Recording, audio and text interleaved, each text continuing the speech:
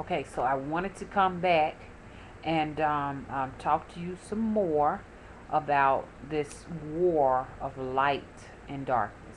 Okay, now for a lot of you, this is so basic and so elementary, and you're like, I don't even want to hear that.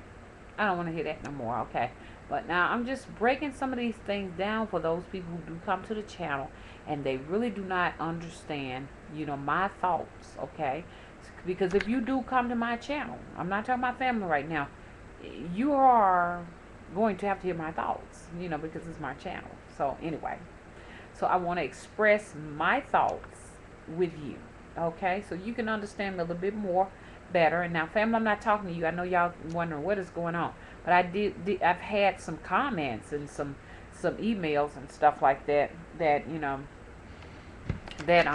I just feel like I need to address these comments, because these people are, most of them have been raised in Christian doctrine, where they teach that the Christian doctrine is the light and the holy route to go, and it is the road of the narrow and few travel, and that the road that I travel is the broad road to destruction, and that there are minions on that particular road. Okay, so but I'm just gonna let you know this is my opinion, and I want to talk about that. I believe that the road that I travel is the narrow, and there are few that travel my road. Okay, and I believe that the others are on the broad road where many travel. Now, this is my opinion now, so don't get angry with me. I mean, I respect yours, so respect mine too. So that's why I'm going so basic, so as to explain to these people that come to the channel and want an explanation. These people who have been raised in the so-called light and cannot understand, why would this woman come here and profess to be a witch? And why would she embrace the darkness?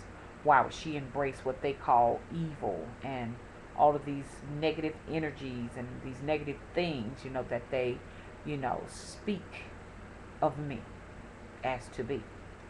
And so that's why I'm going basic on you right now.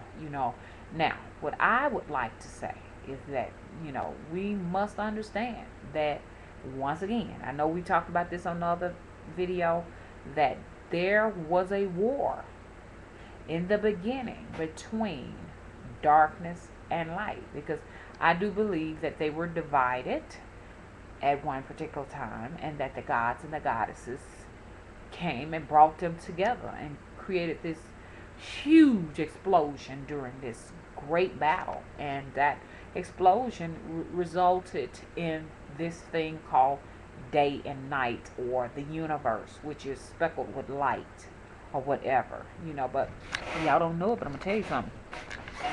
The darkness is much more powerful than the light, because if you look up there, it is much, much darker than it is with light. If you go out in the universe, that's all you're going to see. You're just going to see all this dark matter, all this darkness, and just tiny speckles of light. Now, as you get closer to some of these bodies, they get brighter. Don't get me wrong, you know. But in the vastness, it's darkness. Okay, and a lot of people just do not want to embrace that, and I understand that, because it takes some time. It takes many lifetimes for some people to understand where I'm coming from. Oops. Okay, so like I said, I don't expect for people to agree with me. I just want to be able to express my opinion. That's it. And going back to what we call God, um, we must realize that we all are gods and goddesses. We are the gods and the goddesses. We are the product of all of the gods and goddesses that came together and created this big, huge, cataclysmic war that resulted in this great division of diversity. And to me, none of it is negative. And I think it's a beautiful thing. It really is. It's a beautiful thing. And at one particular time, um, we were on other planets and other galaxies and stuff like that. And the great mothership just seeded many, planets. And that's how we came about.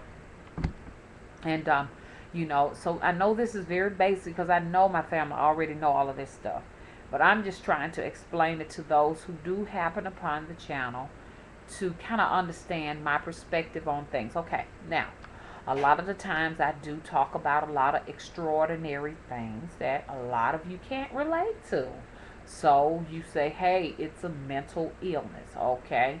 It's a multiple personality, hallucinations, all of these little things that, man termed things that he cannot explain.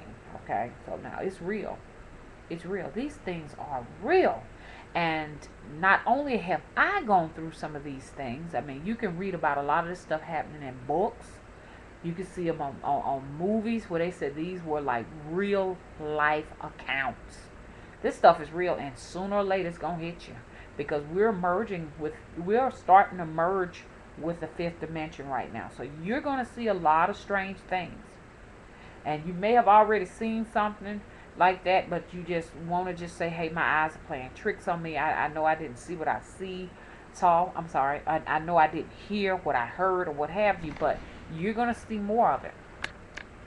And a lot of it is happening right now, but the government is trying to cover up a lot of stuff. A lot of people might say she's a fruitcake.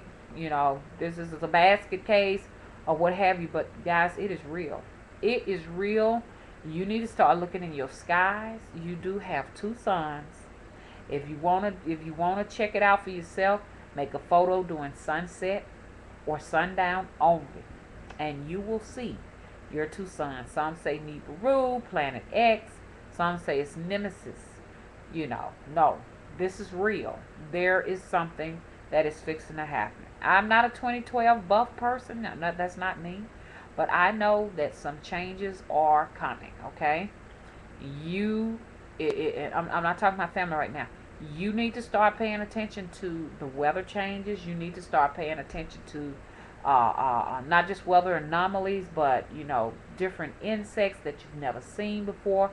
They're starting to fly around, different birds people have never seen. I've gotten phone calls of people who have seen cats with strange fangs and wings on them. Just different things. And a lot of, your government really wants you to think that the people who see these things are insane people. These people have to go behind dark curtains when they get to talking about these UFOs, which UFO only means unidentified flying objects. So we need to stop jumping to conclusions saying, oh, it's extraterrestrials, it's aliens on them or whatever.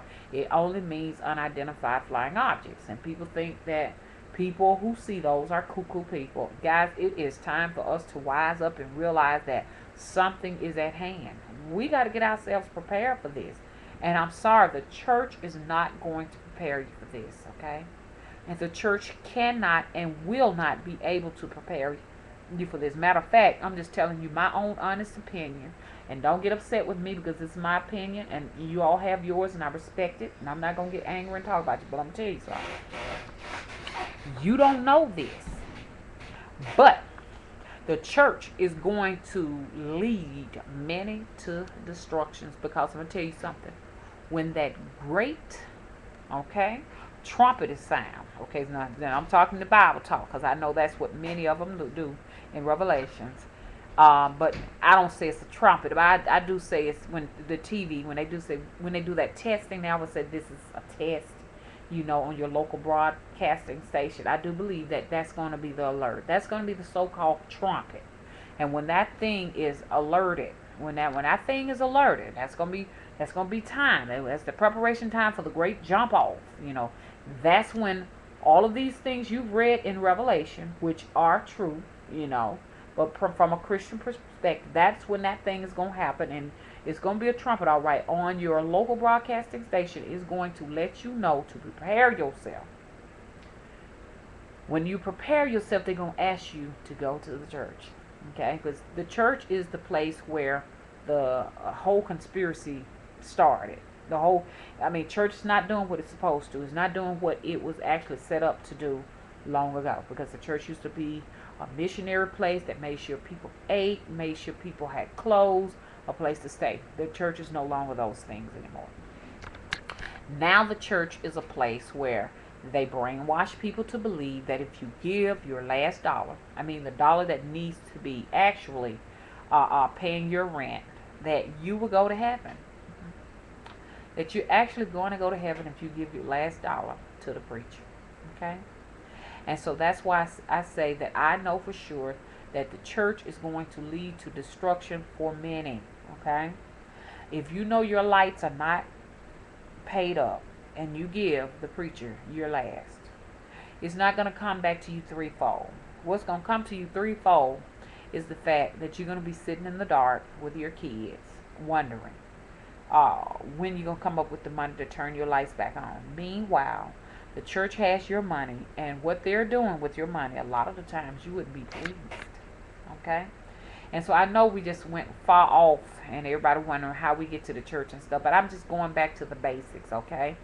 The church is a place to brainwash people, and it's actually funded by your federal government. I mean,